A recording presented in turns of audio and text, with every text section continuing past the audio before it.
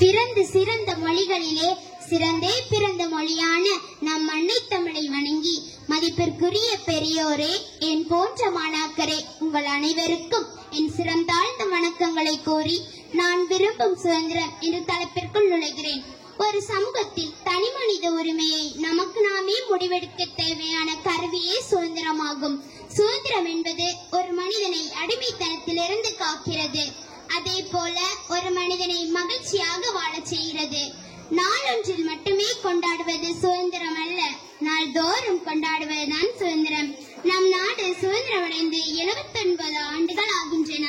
ஆனால் இன்று நம் பாரத நிலைமை தலைகீழாய் மாறிக்கொண்டிருக்கிறது. எங்கு பார்த்தாலும் கொலை, கொள்ளை, மது, போதை, ஜாதி மத சண்டை, வேலையில்லா திண்டாட்டம், லஞ்சம், ஊழல் இப்படியே சென்று கொண்டிருந்தால் நம் நாடு எங்கு போய் நிற்கும்? சரி, இதில் நாம் விரும்பும் சுதந்திரம் என்ன? உலகம் என்னை எப்படி பார்க்குமோ என்ற தப்பான எண்ணங்களிலிருந்து சுதந்திரம் பெற விரும்புகிறேன். நல்ல சிந்தனையை சிந்திக்கவும், நான் விரும்பிய லட்சிய பாதையை தேர்ந்தெடுக்கவும் விரும்புகிறேன். இதுவே நான் விரும்பும் தனிமனித சுதந்திரம். இனி நான் விரும்பும் சுதந்திர இந்தியா எப்படி இருக்க வேண்டும்? எனது விருப்பம் என்ன? நள்ளிரவில் நட்டு நடு வீதியிலே நங்கையர் நாங்கள் கள்ளர் பயமின்றி காமுகர் தொல்லையின்றி நடந்திட வேண்டும். பேச்சு சுதந்திரம் மிளிர்ந்திட வேண்டும். நீர் மேலாண்மை சிறப்பாய் செயல்பட வேண்டும். லஞ்சம் ஊழல் ஒழிந்து நல்லாட்சி மலர வேண்டும். கல்வித்தரம் உயர்ந்து வேலையில்லா திண்டாட்டம் ஒழிய வேண்டும். ஜாதி மத சண்டையின்றி மனிதரையும் மலர வேண்டும். டாஸ்மாக் கடை இல்லை, புகைக்க வழி இல்லை, போதைக்கு பாதை இல்லை, போதையில் வீழும் பேதை இல்லை. சுதந்திர இந்தியா மக்கள் கண்ட கனவு அது வெறும் கனவாகி விடாமல் நனவாக்கி ஒன்று சேர்ந்து உழைப்போம் வாருங்கள் என்று என் சிற்றுரையை முற்றுரையாக்கி விடைபெறுகிறேன். நன்றி, வணக்கம். சுதந்திர தின உரை வழங்கிய மாணவிக்கு நன்றி. வானம் ஒன்று, மண்ணில் பூக்கள் 1000, பூமி ஒன்று. விண்ணில் விண்மீன் 1000, வானம் ஒன்று. மண்ணில் பூக்கள் 1000, பூமி ஒன்று. உடல் நிறம் மாறலாம், உயிர் நிறம் ஒன்றுதான். வீரத்தால் ஒன்றாய் சேரும் தேசம் நன்றுதான். தொடுமுறை மாறலாம், இறையேற்றம் ஒன்றுதான். நம் ஈஸ்வரல்லா தேவன் எல்லாம் ஒன்றுதான். விண்ணில் விண்மீன் 1000, வானம் ஒன்று. மண்ணில் பூக்கள் 1000, பூமி ஒன்று. ஒற்றை தேசம் என்றும் ஒற்றை வாழ்க்கை என்றும் யார் நினைத்தாலும் திணித்தாலும் நிறைவேறுமா? பல வண்ணங்களால் செய்த ஓவியம் போல் ஒரு நிறம் கொண்ட படம் என்றும் அழகாகுமா? வேற்றுமையில்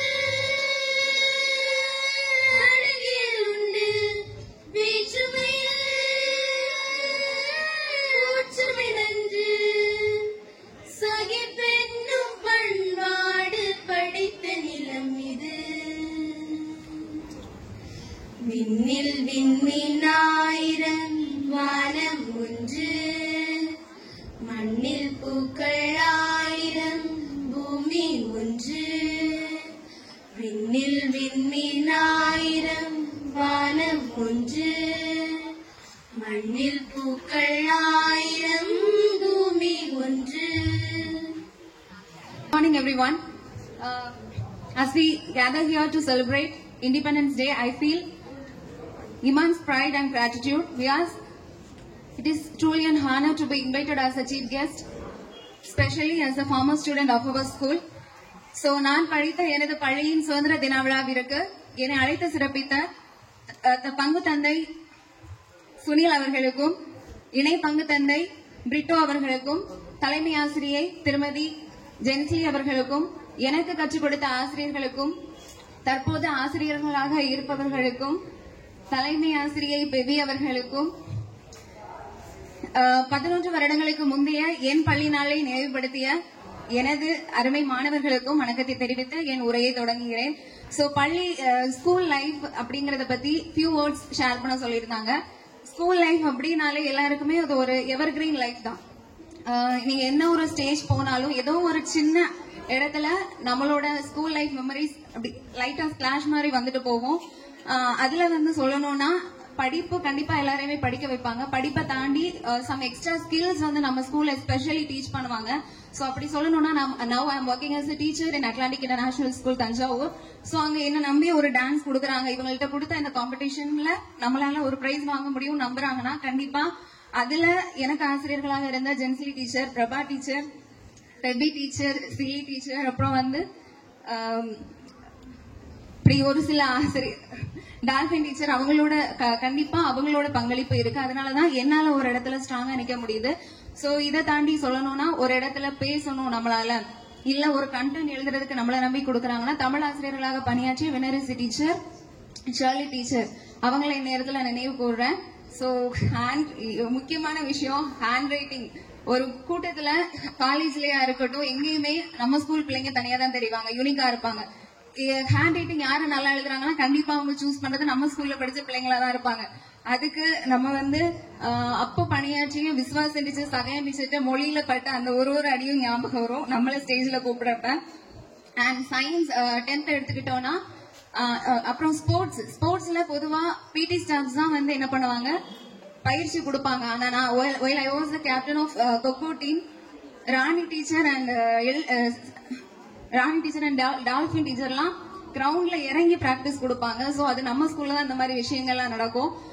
10th வந்து அப்புறம் சொல்ல போனா சயின்ஸ், சோ புக்ல என்ன இருக்கு எந்த பேஜ்ல இருக்குன்னு வரைக்கும் நம்மளால சொல்ல முடியும். அந்த அளவுக்கு நல்ல பிராக்டிஸ் கொடுத்தாங்க பெனோ டீச்சர்.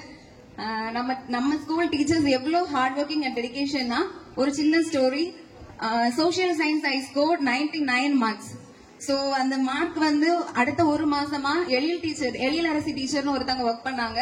என்ன எங்க பார்த்தாலுமே கேட்பாங்க எப்படிமா அந்த ஒரு மார்க் போச்சு அப்படின்னு எங்க பார்த்தாலும் கேட்பாங்க. அவங்க அவ்வளவுக்கு நம்ம ஸ்கூல் டீச்சர்ஸ் வந்து ஹார்ட் ஒர்க்கிங் அண்ட் டெடிகேட்டிவ்னு சொல்லலாம்.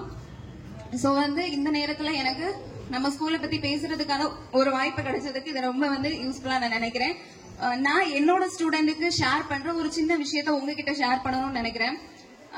நிலாவில ஃபர்ஸ்ட் காலடி எடுத்து வச்சது யாருன்னு நினைக்கிறீங்க? யாருக்காச்சும் தெரிஞ்சா ஆன்சர் பண்ணலாம். நிலாவில ஃபர்ஸ்ட் காலடி நீல் ஆம்ஸ்ட்ராங். பட் ஆக்சுவலி அன்னைக்கு பயணம் செஞ்சது 3 பேரு. அதுல முக்கியமான ஒருத்தர் ஆல்ட்ரின்.